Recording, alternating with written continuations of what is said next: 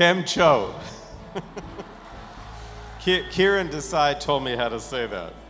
I want to say how happy I am to be here in Edison, which is in my district, to welcome the World Gujarat Conference. And I say that for several reasons. First of all, because I have been to Gujarat many times, not recently, unfortunately, but many times in the past. And I was always impressed when I was there with its culture, its language, its literature, and of course, the people. And of course, when I'm here in Edison and in New Jersey, we see so many Gujarati Americans, many like yourself, and we see that same culture and industry brought here to New Jersey and the United States in a way that's very beneficial to our area and to our country, to the new country of America that so many of you have emigrated to. I wanted to say this, though. I wanted to say to the parents and the grandparents, it is really important that you continue that culture and tradition with your children and grandchildren. I remember a few years ago when I came to this conference, and they had on the screen, they had a translation of Gujarati as people were speaking it up at the podium. And I was happy because I was able to read the translation because I don't understand the language. But I noticed that there were a lot of young people who were also following the translation because they hadn't learned it. And that's kind of sad. We value the fact that we're this melting pot and that when people come here, the children and the grandchildren blend in with everyone else, and that's a good thing. But we still, in this melting pot, want our children and grandchildren to learn the language and learn the culture of their ancestors. I have to tell you, as you know, this weekend, a lot of kids go back to school, go back to college. And I was very happy because when I was growing up, I never learned Italian, which was the language of my ancestors.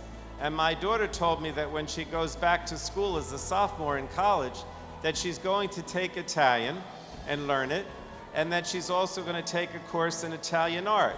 And it made me feel good that maybe, perhaps, even though I lost the language, that my daughter and my children now will take it up again. There's nothing better, in my opinion, than Gujarat. I mean, if you think about the culture here, we have the Garba that we see during Navratri, the dance, which so many of us see, which is so wonderful. I love to see the garments that the women and the men wear with the glass reflection. I like the clothes. Some have introduced me to Gujarati literature as well, and I've actually read some poems by some of the poets over the years that date back 1,000 years or more. But I also know that when I've been to Gujarat, I've seen one of the most modern and efficient states of India. The government is very efficient. The government delivers. The government, if you go to Gujarat and you look at other parts of India, you see that it's much more advanced. The roads are paved. They're wider. They look better. I don't know how many things I can say, but it's very, very true. And also, we know that the people have industry. They're business people. And many of the industries that are growing in Gujarat are the same industries that are growing in New Jersey: pharmaceutical industry, technology industry, so agriculture, mechanized agriculture. We share so many things. We are, in New Jersey, we think of ourselves as the innovators, and the Gujaratis are the innovators and the business people in India, and they've traveled all over the world. So you have a lot to be proud of.